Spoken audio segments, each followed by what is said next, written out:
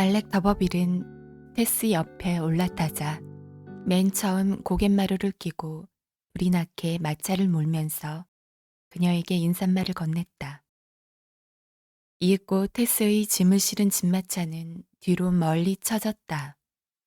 비탈이 가파라지며 사면 팔방으로 넓고 넓은 풍경이 전개되었다. 뒤에는 테스가 태어난 푸른 골짜기가 있었고 앞에는 트란트리지에 잠깐 가보아서 아는 것 외엔 전혀 생소한 잿빛 시골 풍경이 바라다 보였다.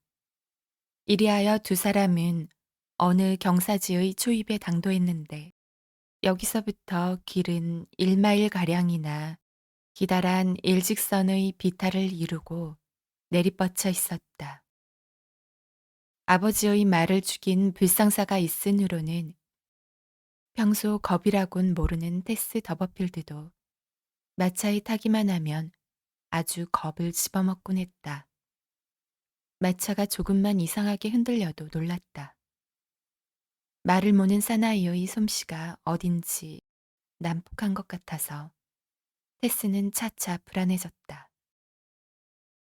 내리바지길은 천천히 내려가시겠죠?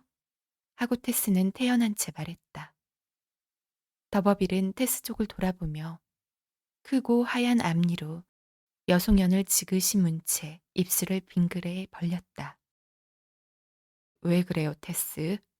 하고 사나이는 다시 한두 어묵은 빤 다음 대답을 했다. 그런 말을 묻다니 당신같이 씩씩하고 기운찬 색시답지 않게 뭘 난 늘 전속력으로 모는 버릇인걸. 기운나게 하는 데는 이것밖엔 없어. 하지만 지금 그러실 건 없잖아요? 한데 하고 그는 고개를 좌우로 흔들었다. 생각할 게 둘이 있단 말이요. 나뿐만이 아니고 팁 생각도 좀 해줘야죠. 그것이 성미가 아주 괴팍해서. 누구라고요? 저기 저 암말 말이요. 저것이 조금 전에 아주 험상궂은 눈초리로 날 돌아다본 것 같은데 못 보았소? 사람 놀리지 마세요. 하고 테스는 긴장하면서 말했다. 그야 안 그렇겠소. 저 말을 다룰 수 있는 사람은 세상에 나 하나뿐이요. 아무도 못 당해요. 만일에 그런 힘이 있는 사람이 있다고 하면 그게 바로 나란 말이지. 왜 하필 그따위 말을 부리세요? 아, 그렇게 물어볼 만도 하지. 내 팔자겠지. 팁은 사람을 죽인 일이 있어. 내가 산 다음에도 날 죽일 뻔했어. 그리고 정말이지 이번엔 내가 또 저놈을 죽일 뻔했다오. 저놈이 지금도 몹시 성질이 고약한 데다 아주 성미가 급해서. 그래, 저놈의 유에 타고 있으면 목숨이 이태로울 때도 있단 말이야. 그들은 내리바지길을 막 내려가기 시작한 참이었다. 말은 자기의 생각에서인지 혹은 주인의 뜻에서인진 모르나 분명히 자기한테 기대되는 무모한 행동을 잘 알고 있으므로 뒤에서 건드려 자극을 할 필요는 없었다. 아래로 아래로 마차는 불이 나게 달렸다. 수레바퀴는 팽이가 도는 듯 윙윙 소리를 내고 차측은 다소 한편으로 기울며 앞에 선 말의 몸뚱이가 파도처럼 아래위로 굽이쳤다가 이따금 몇 야드씩이나 바퀴가 땅 위로 뛰어오르는 듯 싶었다. 돌멩이가 튀겨 뺑뺑 돌며 생울타리 너머로 날기도 하고 말편자에선 부싯돌 같은 불꽃이 눈부실 정도로 번쩍였다. 곧은 신장로의 조망은 앞으로 달려감에 따라 넓어져 쪼개진 지팡이 모양 양쪽으로 갈라진 둑이 양 어깨를 스쳐 지나갔다. 바람은 테스의 흰 모슬린 옷 속으로 스며들었다. 깨끗이 감은 머리칼은 바람결에 뒤로 나부꼈다. 테스는 눈에 띄일 정도로 무서워하는 내색을 보이지 않으려 했으나 더버빌의 곱비 쥔 팔을 안 붙잡을 수 없었다. 팔을 건드리지 말아요. 건드리면 둘 다 내동댕이 쳐질 테니 허리를 붙잡아요.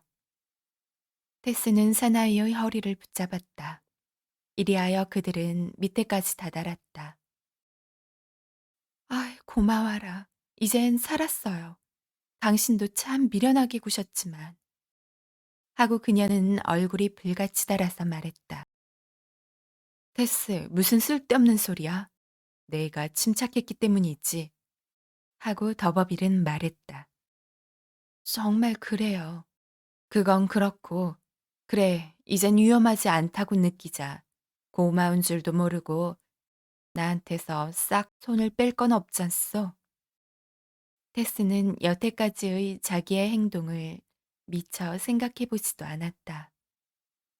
정신없이 그에게 매달렸었지만 그가 남자인지 여자인지 혹은 목석인지 생각할 겨를도 없었다. 테스는 다시 침묵으로 돌아가 대답도 않고 앉아 있었다. 그러자 그들은 또 다른 내리바지길 꼭대기에 다다랐다. 자, 이제 한 차례만 더 하고 더버빌은 말했다. 아이, 싫어요. 정말 소견머리 없는 짓은 그만두세요. 제발. 이 고장에서도 제일 높은 곳에 올라왔으니 안 내려갈 순 없잖소. 하고 그는 대꾸했다.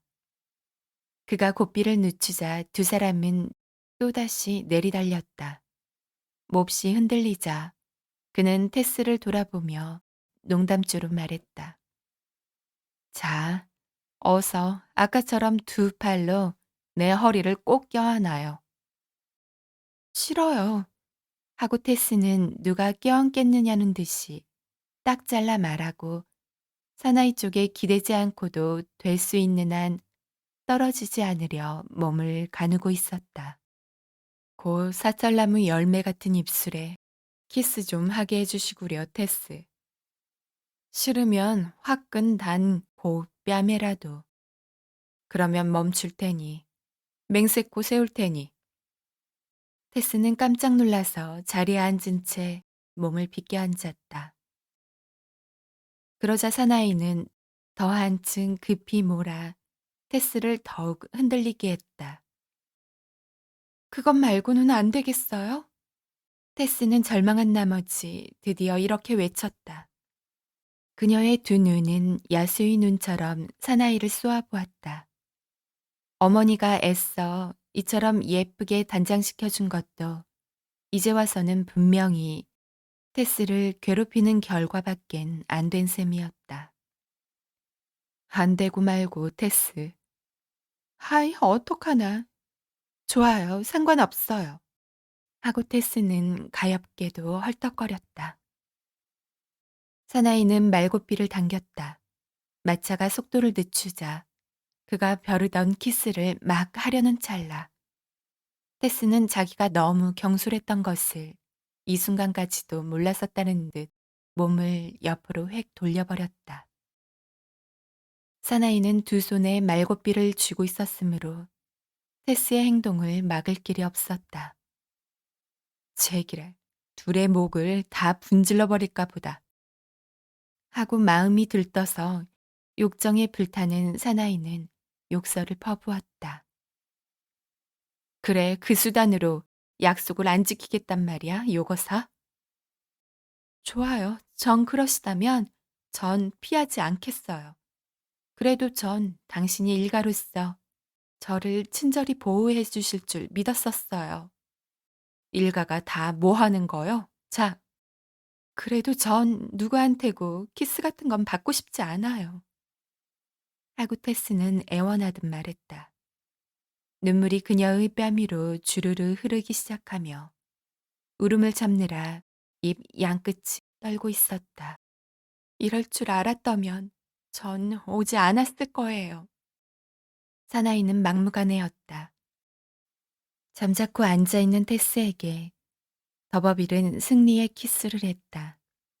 키스가 끝나기가 무섭게 부끄러워 얼굴을 붉힌 테스는 손수건을 꺼내어 사나이의 입술이 닿았던 뺨을 닦았다. 테스가 무의식 중에 하는 행동을 보자 사나이의 정열은 더욱더 불타올랐다. 시골 섹시치곤 어지간히 까다롭군. 하고 젊은 사나이는 말했다. 테스는 이 말엔 무어라 대답 안 했다. 본능적으로 뺨을 닦아서 사나이한테 푸대접을 했다는 것을 조금도 깨닫지 못하였으므로 테스는 그 말의 뜻을 도무지 이해할 수가 없었다. 사실 물리적으로 가능한 한 테스는 사나이의 키스를 지워버린 셈이었다. 테스는 사나이가 성난 것을 어렴풋이 느끼고 앞을 물끄러미 바라보며 멜베리다운과 윙그린 근처까지 다다랐을 때 또 한 번 겪어야 할 내리막길을 보자 가슴이 덜컥 내려앉았다. 그 버르장머리를 꼭 뉘우치게 해주고야 말겠어. 사나이는 다시금 채찍을 휘두르며 여전히 화난 소리로 다시 말을 꺼냈다. 진정으로 키스를 다시 한번 하게 해주고 손수건 따위로 닦지 않는다면 별 문제지만. 테스는 한숨을 쉬고 나서 알겠어요 하고 말했다. 아, 저 모자 좀 짚게 해주세요.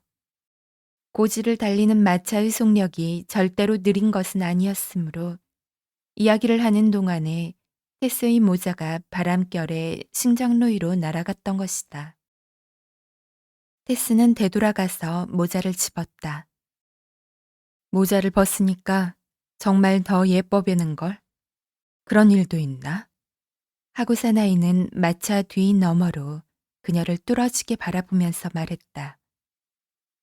자, 어서 올라타요. 아니, 웬일이요? 테스는 모자를 쓰고 끈을 메었으나 앞으로 다가오질 않았다. 싫어요. 테스는 두 눈에 대담한 승리의 빛을 띠고 빨간 잇몸과 하얀 이를 드러내며 말했다. 다 알고 있으니까 다시는 안 타겠어요. 뭐라고? 내 곁에 안 타겠다고? 네, 전 걸어가겠어요.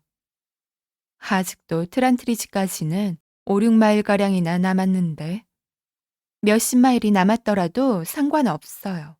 짐차도 뒤따라오니까요. 요 깍쟁이 개집애 같으니. 자, 말해봐. 모자는 일부러 날려보낸 거지? 틀림없이 그랬어. 테스의 계획적인 침묵은 사나이의 의심을 더 한층 굳게 했다. 그러자 더버빌은 테스에게 온갖 욕설을 퍼부었다. 더욱이 꾀를 부렸다고 세상에 없는 악담을 마구 퍼부었다. 사나이는 갑자기 말머리를 돌려 테스 쪽으로 되돌아가서 마차와 생울타리 사이로 그녀를 몰아넣으려 했다. 하나 테스를 다치지 않고서는 그럴 수가 없었다. 부끄럽지도 않으세요? 그런 욕을 함부로 하시다니. 테스는 생울타리 꼭대기에 기어올라 도도하게 외쳤다. 저는 당신이 정말 싫어요. 미워요. 미워 죽겠어요. 어머니한테로 돌아갈 테예요. 테스가 성내는 것을 보자 더버빌의 노여움은 사라졌다. 그는 마음껏 웃어댔다. 이것 봐.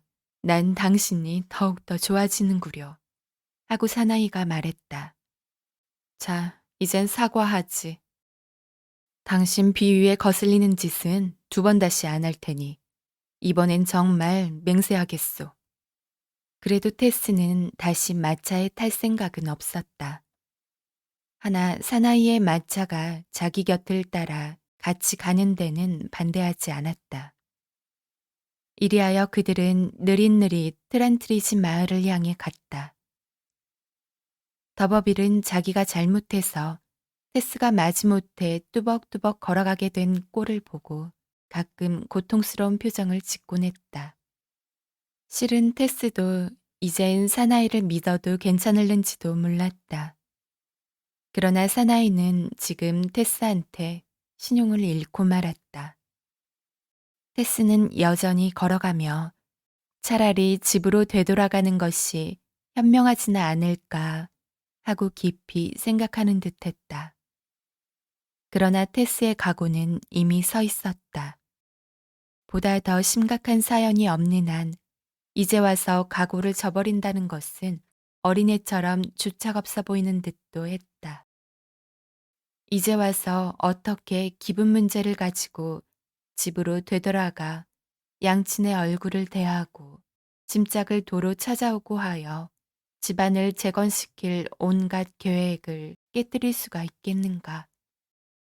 몇 분이 지나자 슬로프장의 굴뚝들이 눈에 띄고 오른편 아늑한 한 구석에 테스의 목적지인 양계장과 시골집이 바라다 보였다.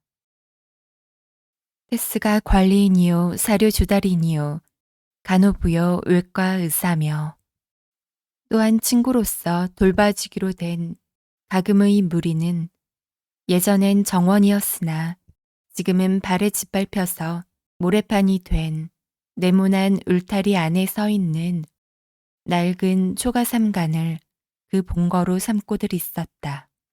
그 집은 담쟁이로 온통 뒤덮였고 기생식물의 가지로 하여 불룩하게 보이는 굴뚝은 흡사 황폐한 탑과도 같았다.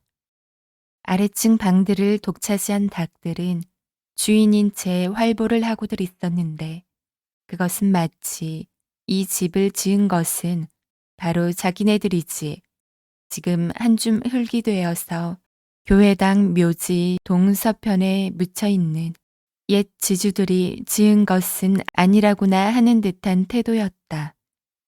이 옛날 지주들의 후손들은 더버빌 집안이 여기로 이사와서 집을 지었을 때까지 몹시 좋아했고 자기네 조상들이 막대한 돈을 들여 몇 세대에 걸쳐 내리 소유해왔던 이 집이 법에 따라 소나기에 들어가기가 무섭게 스토크 더버빌 마나님의 손으로 아무런 미련도 없는 듯이 양계장이 되어버리고 만 것을 보고 자기네 집안이 모욕이라도 당한 듯 느꼈던 것이다. 한때 수많은 애들이 자라며 떠들썩하던 방들이 지금은 햇병아리들의 모이 쪼는 소리로 요란스러웠다. 닭장 안에서 미치광이처럼 날뛰는 암탉은 예전에 점잖은 농부들이 앉았던 의자가 놓였던 장소를 차지하고들 있었다. 난로가와 한때 불이 이글이글 타오르던 난로 속에는 벌통이 거꾸로 그득 차 있었고 거기다 암탉들은 알을 낳았다. 한편 대대로 이어온 집주인들이 삽을 가지고 알뜰히 가꾸어 놓은 문 바깥 땅은 수탉 때문에 엉망으로 긁혀서 어지러웠다. 이 초가가 있는 앞마당은 담벼락으로 둘러싸여서 한 군데 문을 통해서만 드나들 수 있었다. 이튿날 아침 양계사의 딸답게 익숙한 소견대로 반시간가량 부지런히 배치를 바꾸고 고치고 하고 있을 때 담벼문이 열리며 흰 모자를 쓰고 앞치마를 두른 하녀가 들어왔다. 그녀는 이 집 안채에서 온 사람이었다. 더버빌 마나님께서 여느 때처럼 닭을 가져오라 하시는군 하고 그녀는 말했다. 하나 테스가 무슨 영문인지 못 알아들은 것을 눈치채자 설명해 주었다. 마나님은 나이가 많으시고 눈이 안 보이신다오. 눈이 안 보이신다고요? 하고 테스는 말했다. 이 말을 듣고 미처 의구심을 품어볼 겨를도 없이 하녀가 가르치는 대로 햄버그종 가운데에서도 가장 아름다운 두 마리를 팔에 안고 따로 두 마리를 아는 하녀의 뒤를 따라 옆에 있는 안채로 갔다. 안채는 호화스럽고 웅장한 건물이긴 했으나 그 방의 임자가 말 못하는 짐승을 총애하고 있다는 표적이 건물 이편 곳곳에 나타나 있었다. 현관이 보이는 곳에 날아다니는 깃털이라든지 잔디밭 위에 놓인 닭장이라든지가 그것이었다. 아래층 거처방에는 이 저택의 소유자요 여주인인 아직 60고개를 넘지 못한, 아니 기실은 그보다 젊을지도 모르는 백발 부인이 태없는 커다란 모자를 쓰고 햇볕을 맞으며 안락의자에 아늑히 묻혀 있었다.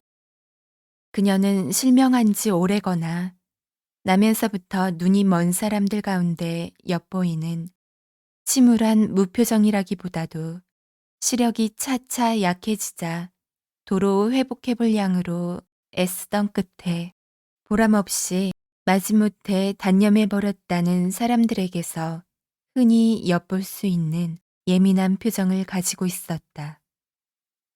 테스는 털 있는 보관물을 한 팔에 한 마리씩 안치고 이 마나님한테로 걸어갔다. 아, 내가 내 닭들을 돌봐주러 온 처녀니?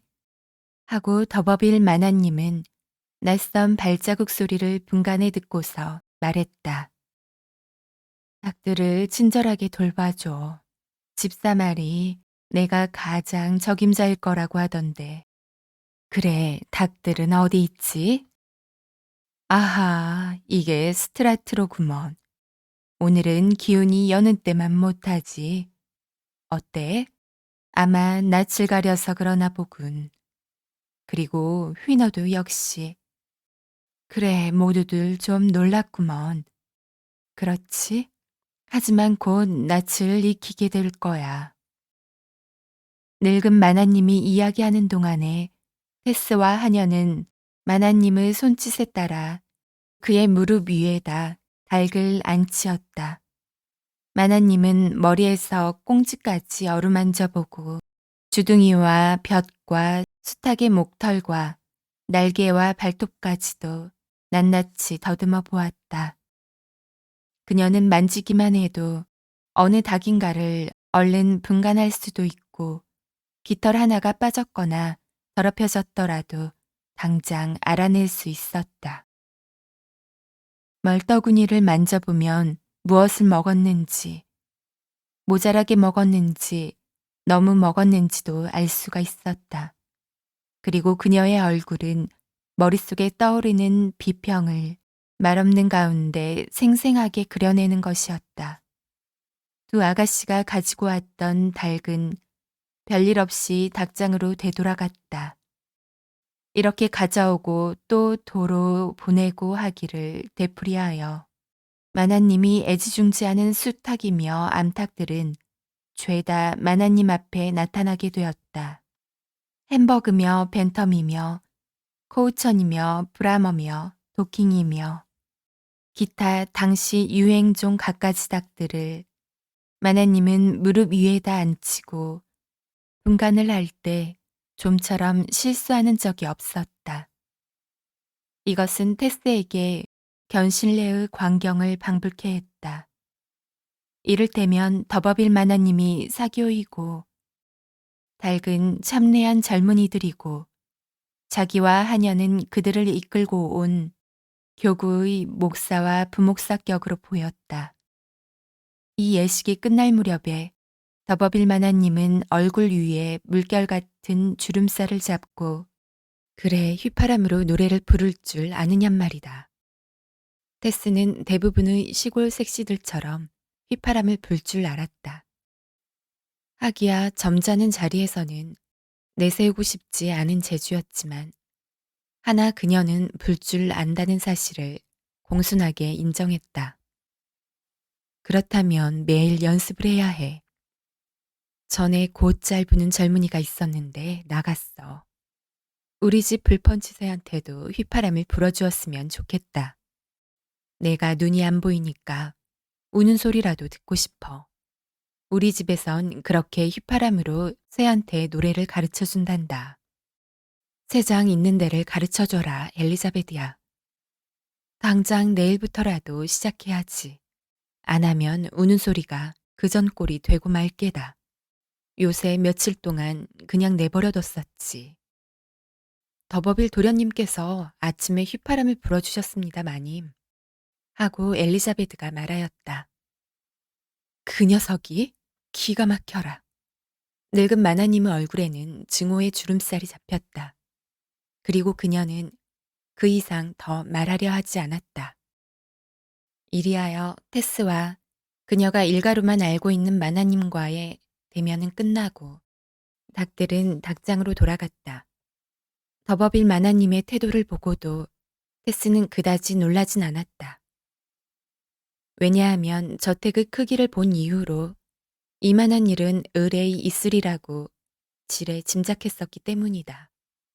그러나 마나님이 소위 일가관계에 대해서는 한마디도 들어본 적이 없다는 걸 테스는 꿈에도 몰랐다.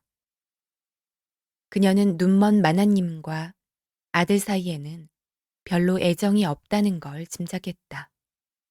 이러한 테스의 짐작은 틀림없었다. 역겨워하면서도 마지못해 자식을 몹시 귀여워해야 하는 어머니란 비단 더버빌 마나님만이 아니며 세상에서 흔히 볼 수 있는 것이다. 첫날을 불쾌한 가운데 지낸 테스도 이튿날 일단 자리를 잡고 나니까 아침 해가 비칠 무렵에는 자기의 새로운 지위가 자유롭고 신기하여 마음에 들었다.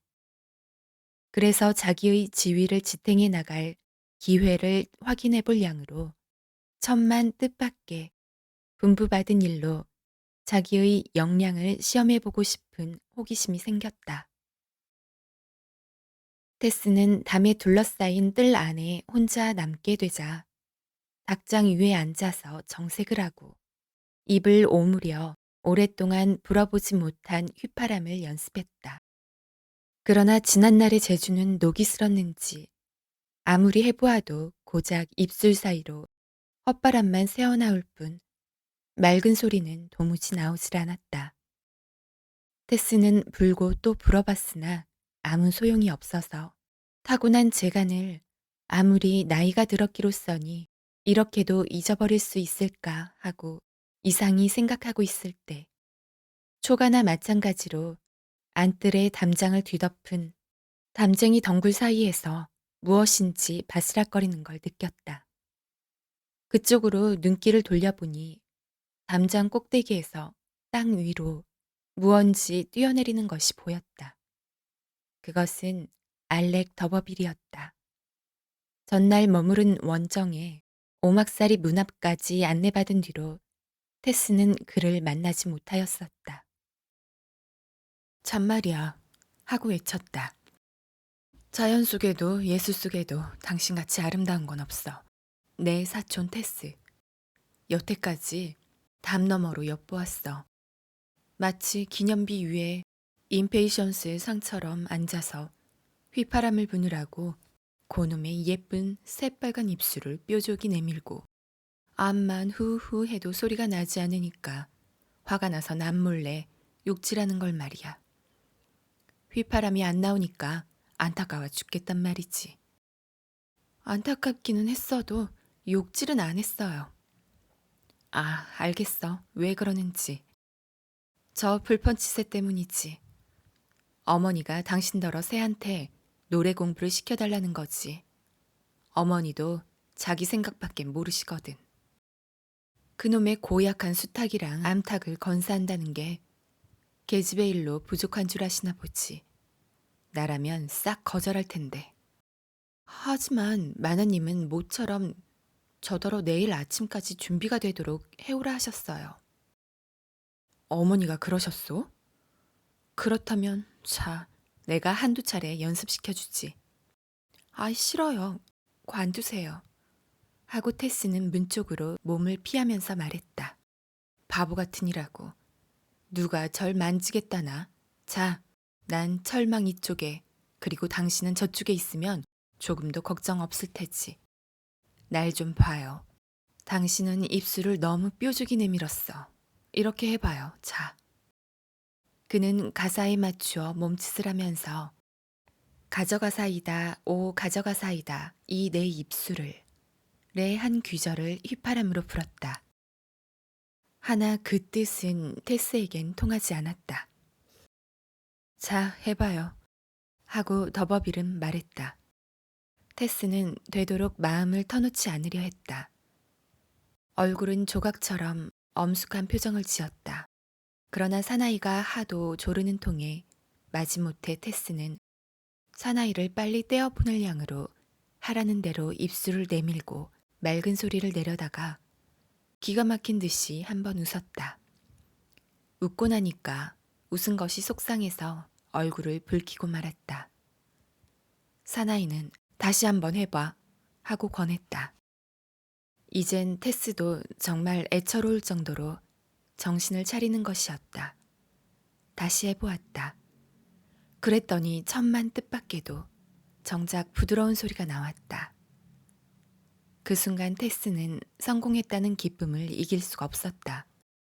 두 눈을 휘둥그렇게 뜨고 저도 모르게 만면에 미소를 띄었다.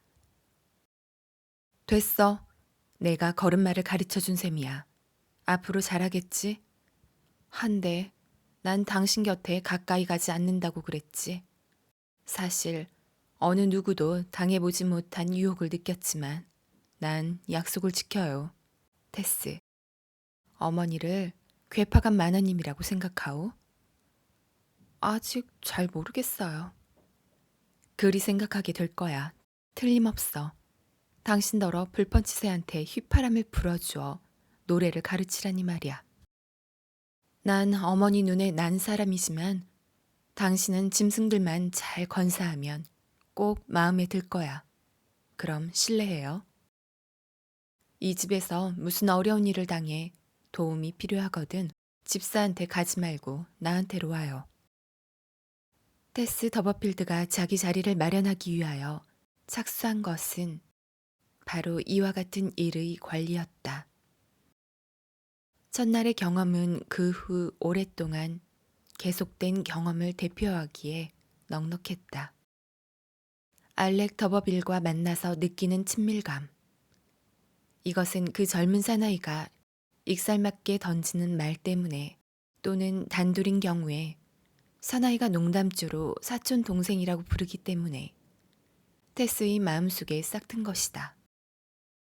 사나이를 싫어하는 애초의 감정을 대충 없애주긴 했으나 그렇다고 해서 색다르고 보다 더 다정스런 그런 수줍음을 느낄 수 있는 감정을 싹트게 하지는 않았다. 사나이 밑에서 테스는 보통 사이 이상으로 온순해졌다.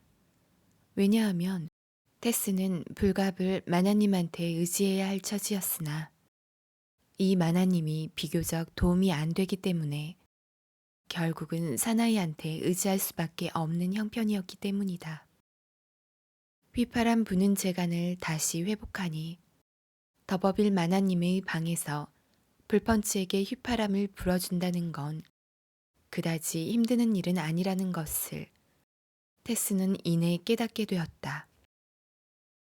그도 그럴 것이 이들 노래하는 새들에게 마땅한 여러 가지 곡조를 테스는 음악을 즐기는 어머니한테서 들어서 알고 있었기 때문이다.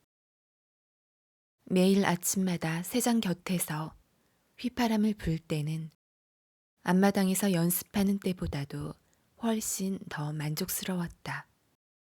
사나이가 곁에 없었으므로 조금도 거침없는 마음으로 테스는 입을 뾰족이 내밀어 새장 가까이에 갖다 대고 열심히 귀를 기울이는 새들에게 홀가분한 기분으로 휘파람을 불어주었던 것이다.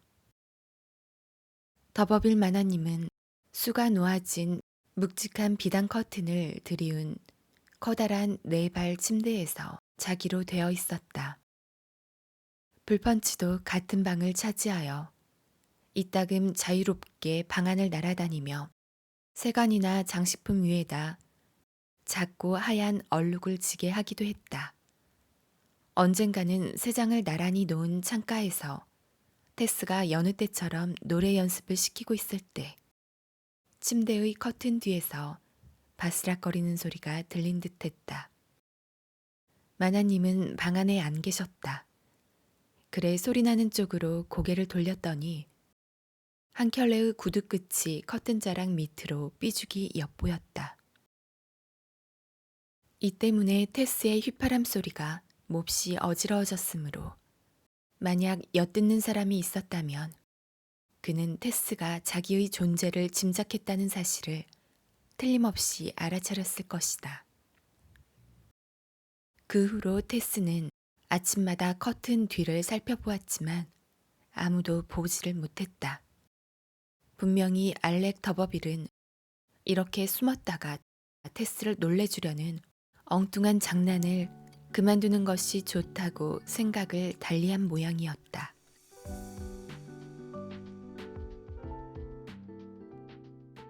어느 마을이나 저마다 독특한 개성과 조직과 때로는 도덕률을 가지고 있게 마련이다. 트란트리지 바닥의 일부 젊은 여자들의 경박한 행실은 사방에 소문이 자자하였으니 이것은 아마도 근처에 있는 슬로프장에도 그 점에 있어 능란한 자가 있다는 것을 암시하는 것이었는지도 모른다.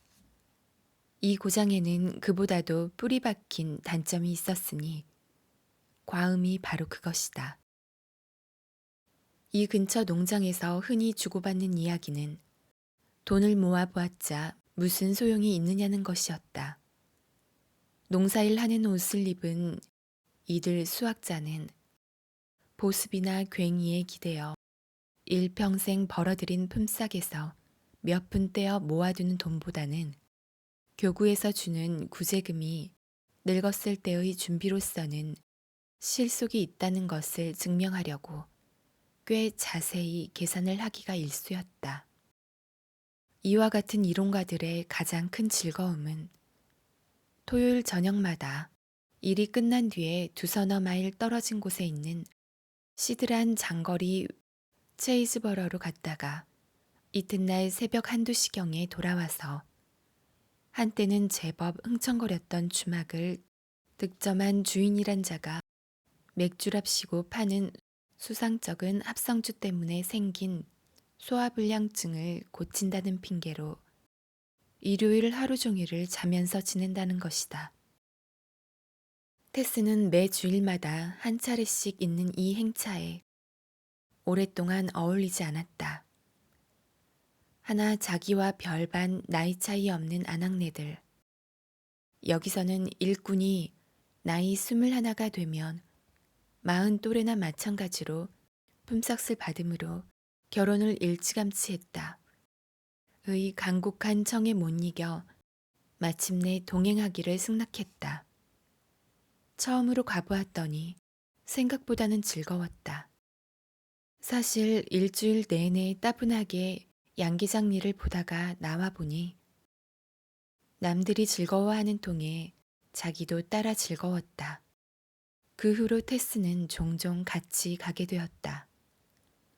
워낙 아리답고 매력이 있는 데다 제법 새색시티가 풍기기 시작한 테스의 모습은 체이즈버러의 길가에서 빈둥거리는 한가로운 사내들의 능청맞은 시선을 받지 않을 수가 없었다.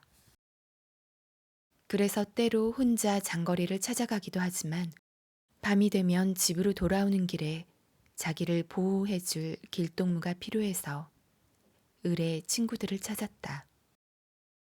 이렇게 한두 달이 지나고 명절과 장날이 겹친 9월의 어느 토요일, 트란트리지에서 놀러 나온 패들은 그 때문에 주막에서 두갑절로 향락을 누려보려고들 했다. 밤 9시가 넘어서였다. 테스는 같이 돌아갈 패들을 기다리느라 몹시 피곤했다. 그들이 들어앉은 주막 곁 한 모퉁이에서 기다리고 있자니까 발자국 소리가 들려 그쪽을 돌아다 보았더니 여송연의 빨간 불빛이 보였다.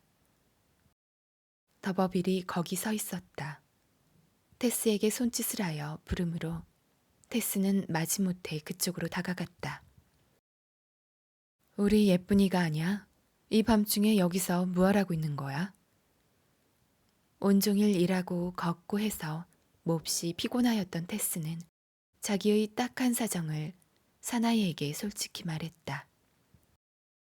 밤길이 생소해서 집에까지 길동무를 하려고 친구들을 여태껏 기다렸어요. 하지만 이젠 정말 더 못 기다릴 것 같아요. 기다릴 것 없어.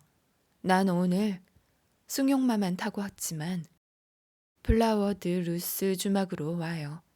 그러면 마차를 세내서 집으로 데려다 줄 테니까. 테스는 이 말에 귀가 솔깃했으나 애초부터 사나이를 못 믿어하는 마음이 영 가시질 않아 아무리 늦더라도 일꾼들을 기다려 같이 가려고 마음먹었다. 그래서 테스는 호의는 참 고맙지만 다시 생각하니 폐를 끼치지 않는 게 좋겠다고 대답을 했다. 그분들을 기다리겠다고 했어요. 그러니까 제가 의뢰 기다리려니 생각할 거예요. 좋아, 바보 같으니라고. 좋도록 해. 사나이가 여송연에 다시 불을 붙여 물고 사라졌을 때 주막 안의 트란트리지 마을 사람들도 그제서야 시간이 퍽 늦었으리라 생각하고 같이들 떠날 채비를 했다. 그들은 보따리며 바구니를 모아가지고 반 시간 후에 합주패종 시계가 11시 15분을 알리자 언덕 너머 오솔길을 따라 집으로 두 서너씩 패를 지어 떠났다. 하얗게 메마른 한 길을 따라 3마일 길을 걸어가야 했다.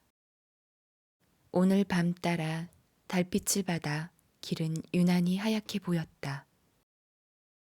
이 사람 저 사람 어울려 같이 걸어가며 신선한 밤 공기를 쐬는 테스의 눈에는 갈지자 걸음으로 비틀거리는 과음한 사나이들이며 사내들 못지않게 비틀거리는 주책 없는 여인네들, 최근까지도 더버빌의 애인이었던 일명 스페이드의 여왕이란 낯이 가무스름한 독북하 다치와 다이아몬드의 여왕이라 불리는 그의 동생 낸시와 벌써 곤드레로 취하여 자빠지곤 하는 젊은 아낙네들의 모습이 보였다. 그러나 지금 경우에 아무런 매력도 느낄 수 없는 보통 사람의 눈에는 이들의 꼬락서니가 야비스럽고 어색하게 보인다 하더라도 장본인들 자신에게는 사정이 달랐다. 그들은 독창적이고 심원한 생각, 이를테면 자기들과 주위의 자연은 하나의 유기체를 이루어 그 속의 모든 것은 서로 조화와 기쁨을 나누며 얽혀 있다는 생각에 사로잡혀 하늘의 공기라도 타고 둥실둥실 떠돌아다니는 기분으로 길을 걸어들갔다. 그들은 하늘의 달과 뭇 별처럼 장엄스러웠고 달과 별들은 이들처럼 뜨겁게 달아 있었다. 테스는 아버지의 집에서 이러한 가슴 아픈 경험을 겪어봤기 때문에 그들의 꼬락서니를 보자 모처럼 달밤의 보행이 베풀어주는 즐거움은 깨지고 말았다. 그러나 아까 말한 사연 때문에 그냥 동행할 수밖에 없었다. 그들은 환히 트인 신장로에서는 하나 둘씩 흩어져 걸어갔으나 길이 밭으로 들어가는 문 앞에 이르자 앞에 선 사람이 문을 여느라고 애쓰는 동안에 다시들 한데 모이게 되었다. 맨 앞장을 선 사람은 스페이드의 여왕 카며 어머니의 자파와 자기의 옷감, 한 주일 생활에 필요한 물건들이 든 버들가지 바구니를 들고 있었다. 바구니가 크고 무거워 칸은 나르기 편하게 바구니를 머리에 이고 두 손을 양쪽 허리에 짚고 걷기 때문에 바구니는 사뭇 흔들렸다. 어머나, 내 등허리를 기어내리는 것이 무엇이? 카다치? 하고 갑자기 일행 속의 한 사람이 입을 열었다. 이 말에 모두들 카 쪽을 바라다 보았다. 그의 겉옷은 얇은 무명 사라사천이었는데 머리 뒤통수에서 허리 밑으로 새끼 오라기 같은 것이 흡사 중국 사람의 따은 머리처럼 늘어져 있었다. 머리채가 늘어진 것이겠지 하고 또 한 사람이 말했다. 그러나 그것은 머리채는 아니었다. 바구니 속에서 무엇인지 검은 것이 흘러나와 싸늘하고 고요한 달빛 속에서 미끈거리는 뱀 모양 번들거리고 있었다. 물엿인가 봐 하고 눈치 빠른 아낙네가 말했다. 사실 그것은 물엿이었다. 카의 가엾은 할머니는 단 것을 무척 좋아했다. 꿀은 집의 벌통에서 얼마든지 받았다. 노인이 원하는 것은 물엿이었다. 그래서 카는 몰래 사다가 놀래줄 심산이었다. 낯이 검은 카가 허겁지겁 바구니를 내려보았더니 물엿이 담겼던 그릇이 깨져 있었다. 이때는 벌써 카의 괴상망측한 등과 허리의 꼴을 보고 한바탕 웃음보가 터진 판이었다. 그래 화통이 터진 카는 비웃는 패들의 힘을 빌지 않고 퍼뜩 생각난 방법으로 추태를 수습하려 했다. 그는 막 건너들 가려던 밭속으로 허겁지겁 뛰어들어 풀밭 위에 낮아빠져서 이리저리 뒹굴며 두 팔꿈치로 몸뚱이를 풀에다 문질러 겉옷에 묻은 것을 재간껏 닦기 시작했다. 웃음소리는 커져만 갔다. 카의 우스꽝스러운 꼴을 보고 한바탕 웃어대자 모두들 맥이 풀려 문이며 기둥이며 지팡이에 기대어 서 있었다. 여태까지 잠자코 있던 우리의 여주인공도 이런 분위기에는 같이 어울리지 않을 수가 없었다. 이것은 그녀에게 하나의, 아니 여러 가지 뜻에서 불행이 되었다. 일꾼들의 웃음소리에 섞여서 취기 없는 테스의 풍요한 웃음소리가 들리자 오랫동안 가슴속에 품어온 사랑의 질투가 치밀어 올라 검은 여왕은 광태를 부리며 짓거렸다. 어쩌면 날 비웃어댄담. 몹쓸년 같으니라고. 모두들 웃어대는 바람에 나도 정말 참을 수가 없었어. 테스는 여전히 킥킥거리며 사과를 했다. 내가 제일 잘난 줄 알지? 요새 그 사람이 널 제일 좋아한다며? 하지만 날 좀 봐. 잠깐만. 내까지 것들 둘쯤은 나 혼자라도 당해내지. 자, 맛 좀 보여줄까? 테스는 깜짝 놀랐다. 검은 여왕이 겉옷의 조끼를 벗기 시작했기 때문이다. 사실은 모두들 조수하기 때문에 벗어버리는 것이 시원하기만 했다. 마침내 그녀는 토실토실한 목덜미며 어깨며 두 팔을 달빛 아래 온통 드러냈다. 건강한 시골 섹시의 탐스럽게 팽팽한 살은 달빛을 받아 마치 프락시텔레스의 조각인 양 빛나고 아름다웠다. 그녀는 두 주먹을 불끈 쥐고 테스한테로 덤벼들려 했다. 아이 참, 난 다투기 싫어. 하고 테스는 위엄있게 말했다. 내가 그런 천한 사람인 줄 알았다면 아예 이렇게 어울려 오지도 않았을 거야. 남들까지 비꼬는 듯한 이 말은 가엾게도 아름다운 테스한테로 가진 욕설의 화살을 집중시켰다. 더군다나 카의 경우나 마찬가지로 더버빌과 관계가 있는 다이아몬드의 여왕은 카와 한패가 되어 공격의 적에게 욕설을 했다. 그 밖에 몇몇 아낙네들도 맞장구를 쳤는데 그날 저녁에 법석거리며 놀아댄 뒤가 아니었던들 차마 그토록 어리석게 테스를 욕하진 못했을 것이다. 그래 여인네들의 남편이나 애인뻘이 되는 패들도 테스가 부당하게 모욕당하는 걸 보고 그녀의 편을 들어 사화를 시키려 애썼으나 결과는 도리어 싸움에 부채질만 한 셈이 되고 말았다. 테스는 분하기도 하고 창피하기도 했다. 이젠 길동무가 없다거나 시간이 늦었다거나 하는 것은 괴념치도 않았다. 한시 앞이 그 패들한테서 떨어지고 싶은 생각밖엔 없었다. 그들 가운데서도 마음이 착한 축은 하루가 지나면 간밤의 노여움을 뉘우치리라는 것을 테스는 잘 알고 있었다. 이윽고 모두들 밭 속으로 들어섰다.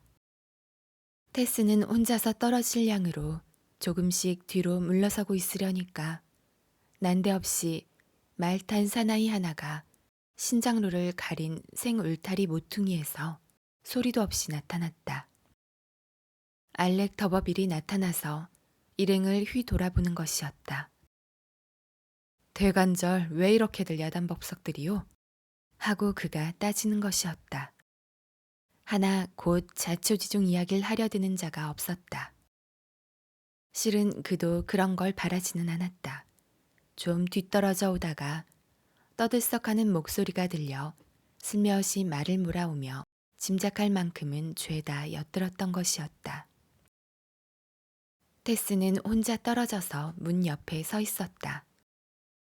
사나이는 그녀에게로 몸을 굽히고서 자, 내 뒤에 올라타 하고 소곤거렸다. 그러면 눈 깜빡할 사이에 양냥거리는 고양이 새끼들 소리를 면할 수가 있어.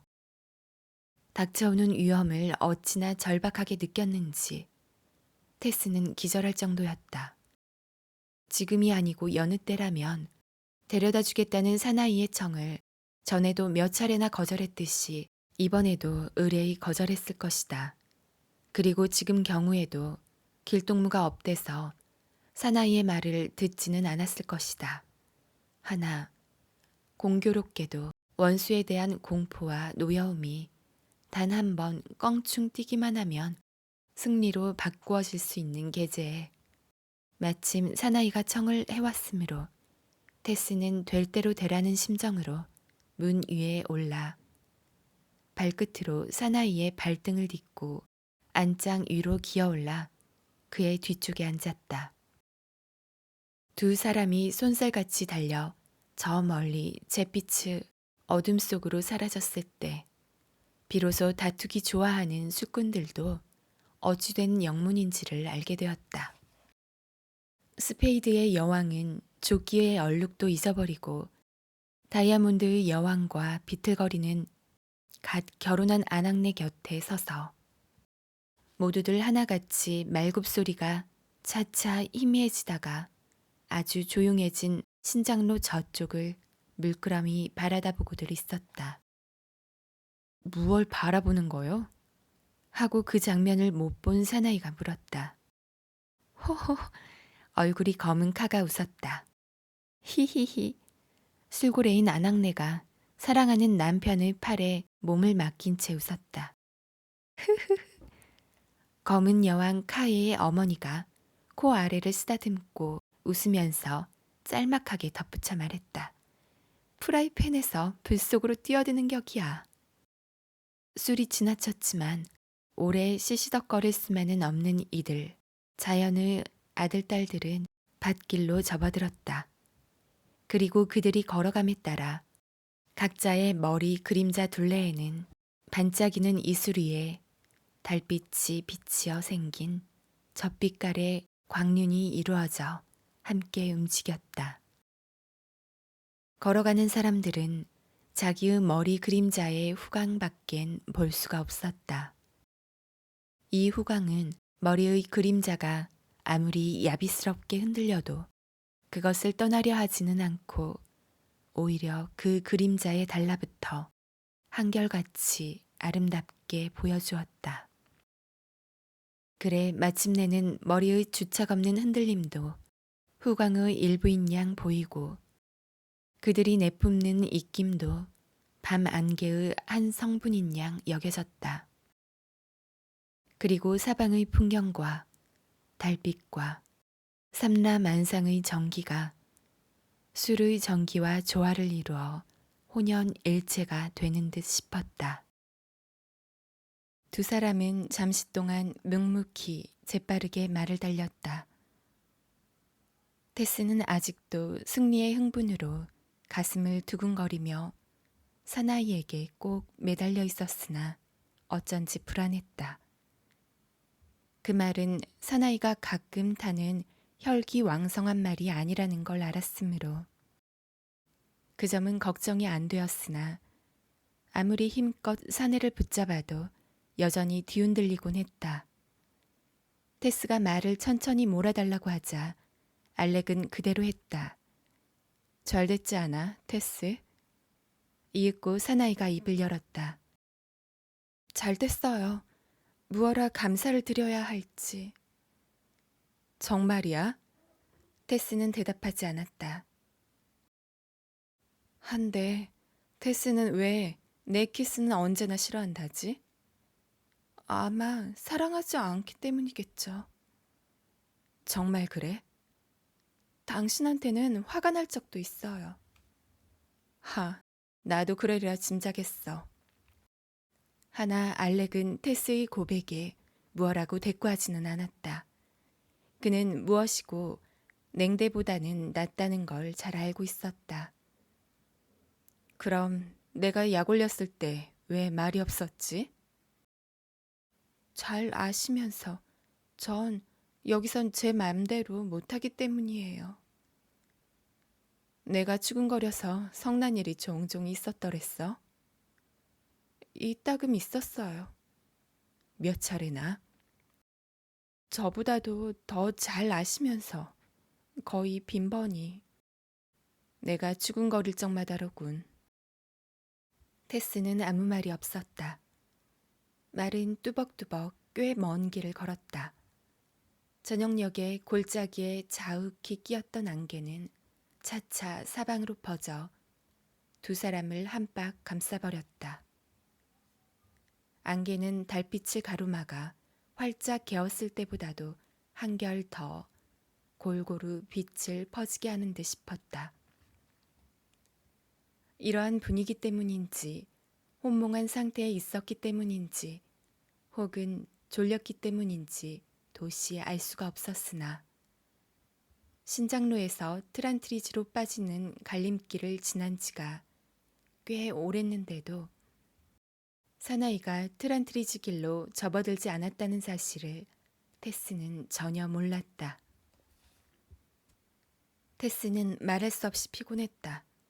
그 주일만 해도 매일 아침마다 새벽 5시에 일어나 온종일 서서 지냈고 게다가 이 저녁에는 체이즈버러까지 3마일 길을 걸어가 이웃 사람들과 함께 떠날 양으로 3시간이나 마음을 졸이며 기다리느라 끼니를 거른 데다 집으로 돌아가느라 1마일 길을 걸어와서 그 야단법석을 겪어 흥분했었다. 거기에다 말은 어슬렁어슬렁 걷고 있어서 벌써 새벽 1시가 가까웠다. 그러나 정작 잠이 든 것은 고작 한 번뿐이었다. 정신없이 잠든 그 순간에 테스는 사내한테 조용히 머리를 기대었던 것이다. 더버빌은 말을 세우고 등자에서 발을 떼어 안장 위에 옆으로 돌아앉아 테스를 부축할 양으로 허리에다 두 팔을 감았다. 그 순간 테스는 정신을 가다듬고 경계를 했다. 그리고 불현듯 치미는 방어심에서 순간적으로 사나이를 힘껏 때밀었다. 그래 위태로워진 사나이는 하마터면 한쪽으로 떨어질 뻔하다가 다행히 말이 근력계나 쓰는 것이었지만 부리는 중에서도 가장 온순한 놈이라 간신히 굴러떨어지진 않았던 것이다. 이건 너무 매정한데 뭐 딴 마음이 있어서 그런 건 아니야. 떨어지지 않게 부축해주려 했을 뿐이야. 하고 사나이는 말했다. 테스는 의심스럽다는 듯이 곰곰 생각해 보았다. 이윽고 제따는 정말인 듯 싶어 상냥하고 공손한 태도로 말했다. 용서하세요. 네. 용서 못하겠는걸. 날 믿어준다는 표적을 보여주지 않는다면 죄기랄. 하고 사나이는 호통을 쳤다. 너 같은 계집애한테 욕을 당하다니 내 꼴이 뭐람. 근 석 달 동안이나 남의 감정을 희롱하고 요리조리 비하하고 골탕을 먹이기가 일쑤니 이젠 참을 수가 없단 말이야. 전 내일 떠나겠어요. 안 돼. 내일은 못 떠나. 한 번만 더 부탁하겠어. 날 믿고 내 팔에 안겨줘. 어서. 당신과 나 단둘뿐이야. 아무도 없어. 서로 잘 알고 있잖아. 내가 당신을 사랑한다는 것도. 그리고 당신을 세상에서 가장 예쁘다고 생각한다는 것도. 그게 사실이야. 잘 알고 있잖아. 당신을 내 애인으로 생각해선 안 될까? 테스는 안장 위에서 어쩔 줄을 몰라 몸을 비틀고 싫다는 듯이 녹이 찬 숨을 가쁘게 쉬고 앞쪽을 멀리 바라다보며 중얼거렸다. 몰라요. 무어라 말씀드렸음 좋겠는데 어떻게 제가 좋다 싫다 말할 수 있겠어요. 사나이는 소원대로 테스를 두 팔 안에 껴안고 옥신각신하던 일을 끝장내버렸다. 테스는 이젠 싫다는 말도 안 했다. 이렇게 말을 몰고 가다가 문득 그동안 엄청나게 오래 타고 왔다는, 아무리 지금처럼 천천히 말을 몬다 하더라도 체이즈버러로부터의 짧은 거리에 보통 소요되는 시간보다도 훨씬 오랜 시간이 경과했다는 생각과 지금 지나는 길이 탄탄한 신장로가 아니고 오솔길이라는 생각이 테스의 뇌리에 떠올랐다. 아니, 여기가 어디예요? 하고 테스는 외쳤다. 숲 곁을 지나는 길이야. 숲이라니요? 무슨 숲이에요? 분명히 큰 길에서 꽤 멀리 떨어진 곳이 아니에요? 체이즈 숲 한 귀퉁이라니까. 잉글랜드에서도 오래된 숲이야. 밤도 아름답고 하니 좀 더 오래 말을 탄들 어떠냔 말이야? 어쩌면 그렇게도 못 믿어워요. 하고 테스는 영리한 채 그리고 정말 놀랐다는 듯이 말했다. 그리고 말에서 떨어질 위협을 무릅쓰고 사나이의 손가락을 하나씩 풀어 그 소나기에서 벗어나려 했다. 아까는 때밀어서 노하셨을까봐 이처럼 당신을 밀고 맘에 드시도록 해드리는 참인데 글쎄 내려주세요. 전 집까지 걸어가겠어요. 이봐, 걸어가다니 어림도 없어. 하늘이 밝다 하더라도 말이야. 바른 대로 말하면 트란트리지에서 몇 마일이나 떨어진 곳이야. 게다가 여기는 안개가 점점 짙어가니까 처치다면 숲속에서 몇 시간이고 헤매게 될지 모를걸. 그런 걱정일랑 마세요. 하고 테스는 사나이를 속여 넘기는 듯이 말했다. 제발 좀 내려주세요. 여기가 어디라도 상관없어요. 그냥 내려만 주시면 돼요. 네? 좋아. 그럼 소원대로 해주지. 한 가지 조건은 내가 이런 외딴 곳으로 당신을 데리고 왔으니 당신이야 어떻게 생각하든 난 당신을 집으로 무사히 데려다 줄 책임이 있는 것 같아. 혼자서 트란트리지로 가겠다는 건 어림도 없는 소리지. 뭐가 뭔지 알아볼 수 없는 이 늪의 안개 때문에 실은 나도 여기가 어딘지 오리무중이야. 그러니까 내가 숲속을 훑어보아서 한 길이나 집을 찾아 여기가 어디쯤인가를 확실히 알아가지고 돌아올 때까지 말 곁에서 기다리겠다고 약속하면 서슴지 않고 여기다 내려주지.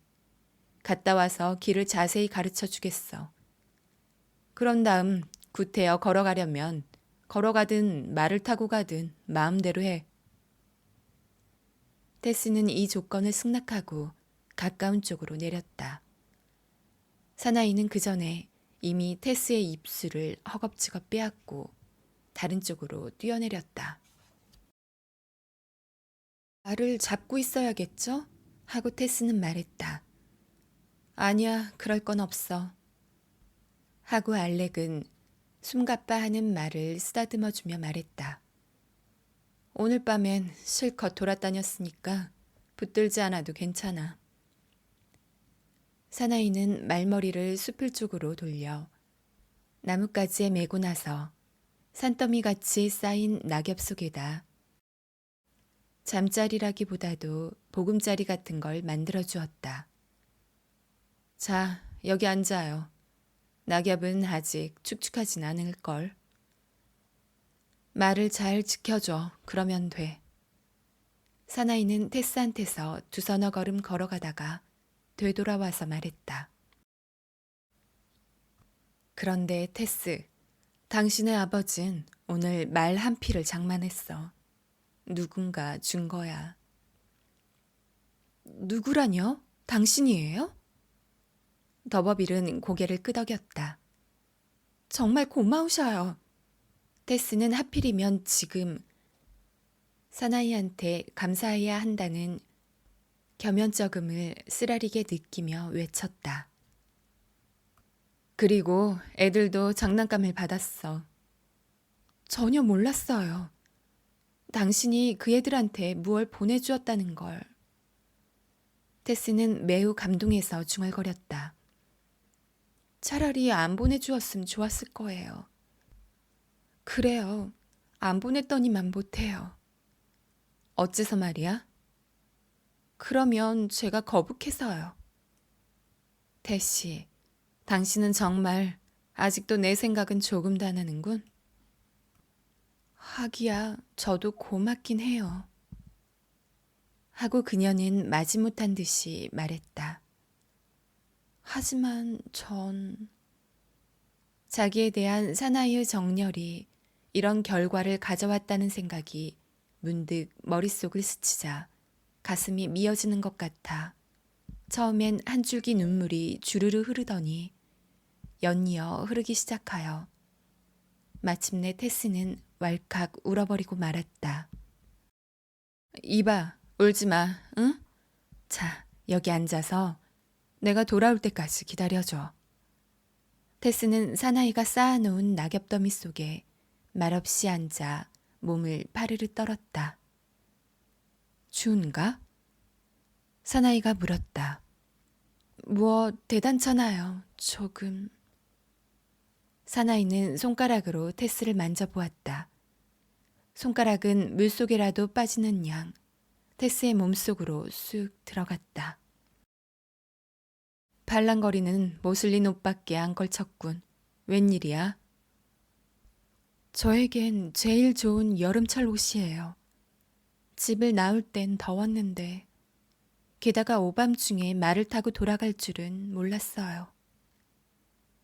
9월쯤 되면 밤도 제법 선선해지거든. 그런 말이야. 하고 사나이는 입었던 얇은 외투를 벗어서 테스에게 넌지시 덮어주었다. 됐어. 이제 훈훈해질 거야. 그럼 예쁘니 여기서 쉬어요. 곧 돌아올게. 사나이는 테스의 어깨를 외투로 감싸 단추를 끼워주고는 나무들 사이에 면사포를 씌운 듯한 거미줄 같은 안개 속으로 뛰어갔다. 그가 근처에 비탈을 올라가는 소린지 나뭇가지에 바스락거리는 소리가 나더니 차차 새가 뛰노는 소리만 또 못하게 들리다가 마침내는 아무 소리도 안 들렸다. 달이 지자 파르스름한 빛도 가시고 혼자 남아 낙엽 위에서 꿈길을 더듬는 테스의 모습도 보이지 않았다. 한편 알렉 더버빌은 지금 자기들이 접어든 곳이 도대체 체이즈 숲이 어디쯤이나 되는지 확실히 알고 싶어 의심을 풀어볼 양으로 비탈로 자꾸만 올라갔다. 사실인즉 그는 테스하고 즐기는 시간을 끌 양으로 닥치는 대로 구부러진 길로 접어들기도 하고 길가의 풍경보다도 달빛이 어린 테스의 몸뚱이에 더 한층 정신을 팔며 1시간 남짓이나 되는 대로 말을 몰아왔었다. 기진맥진한 말도 잠깐 휴식이 필요하므로 그는 서둘러 경계표를 찾으려 하지도 않았다. 산마루를 넘어 근처 골짜기를 거쳐 낯익은 신장로 울타리에 다다르자 자기들의 위치도 짐작이 갔다. 그래 더버빌은 발길을 돌렸다. 이젠 달도 아주 져버렸다. 먼동이 틀 때도 멀지 않았건만 자욱한 안개 때문인지 체이즈의 숲은 검은 장막에 뒤덮인 듯 보였다. 그는 두 손으로 더듬으며 나뭇가지에 걸리지 않게 걸어갈 수밖에 없었다. 그리고 자기가 떠났던 데를 어김없이 찾아낸다는 것이 처음엔 까마득했다. 오르락 내리락 굽이굽이 돌아가는데 마침내 가까이에서 말이 부스럭거리는 소리가 들렸다. 그리고 뜻밖의 외투의 소매자락이 발길에 걸렸다. 데스 하고 불러보았다. 그래도 아무런 대답이 없었다. 사방은 칠흑같이 어두워서 보이는 것이라곤 발 밑에 희뿌옇게 보이는 낙엽 위에 남겨놓았던 흰 모슬린의 자태뿐이었다. 그 밖에는 어둠 일색이었다. 더버빌은 몸을 앞으로 굽혀보았다. 규칙적으로 새근거리는 숨소리가 들려왔다. 사나이는 무릎을 꿇고 더 아래로 몸을 굽혔다. 테스의 입김이 그의 낯을 화끈하게 간지럽히자 어느새 두 사람의 볼은 서로 맞닿았다. 테스는 곤히 잠들어 있었다. 그녀의 속눈썹에는 눈물이 맺혀 있었다. 어둠과 정적이 사방에 깃들었다. 머리 위로는 체이즈 숲에서 태고적부터 자라온 주목이며 떡갈나무가 드높이 솟았고 그 나뭇가지엔 새들이 고요한 보금자리에서 날이 새기 전에 마지막 단꿈을 꾸고들 있었다. 두 사람 가까이에서는 토끼들이 사뿐사뿐 뛰놀고들 있었다. 하나 이 광경을 보면 도시 테스의 몸을 고이 지켜줄 수호신은 어디 있으며 테스가 천진하게 믿는 하나님은 또 어디 있느냐고 묻는 사람이 있을는지도 모른다. 아마도 이야기를 하고 있었거나 여행 중에 있었거나 혹은 잠이 들어 눈을 뜨지 않았을 것이다. 얇은 비단결처럼 예민하고 정녕 새하얀 눈처럼 순결한 찢게 마련인 그 추잡한 무늬를 구태여 찍어야 할 운명이라니. 이건 또 무슨 까닭인지 어찌하여 이렇듯 추잡한 녀석이 아름다운 여인을 차지하고 악한 사나이가 착한 여인을 자기 소유로 하고 그리고 나쁜 계집이 착한 사나이를 빼앗아가는지 예로부터 수천 년을 두고 철학자들이 연구해 보았으나 아직 조리 있게 해명을 해준 적은 없었다. 사실 이 불행 속에는 인과응보의 씨가 숨어 있다고 인정하는 사람도 있을는지 모르겠다. 득의 만면하여 싸움에서 개선한 갑옷을 차려입은 테스 더버빌레 조상들 중에 그 당시에 농가 색시들한테 이와 비슷하거나 심지어는 더욱 혹독한 행패를 저지른 자가 있었음은 의심할 여지도 없었다. 그러나 어버이들이 저지른 죄의 대가를 자식들이 치른다는 건 천국에 사는 무리들의 도덕률로서는 마땅할지 모르나 보통 인간들한테는 모욕을 당하기 쉬운 일이다. 따라서 지금 그따위 생각을 들추어냈다 하더라도 이 불상사의 죄악이 보상되지는 않을 것이다. 저 산간 벽지에 사는 테스의 이웃 사람들이 실증도 안 나는 양 저희들끼리 숙명론적인 말투로 늘 뇌까리는 말맞다나 그렇게 되게 마련인 것이었다. 바로 여기에 이 이야기의 비애가 숨어 있는 것이다. 헤아릴 수 없이 뿌리 깊은 사회적 결함이 트란트리지 양계장에서 자기의 운명을 개척할 양으로 어머니의 집 문을 나서던 그날의 우리의 여주인공의 성격과 이 불행이 벌어진 뒤의 그녀의 성격을 아주 딴판으로 만들어주게 마련인 것이었다.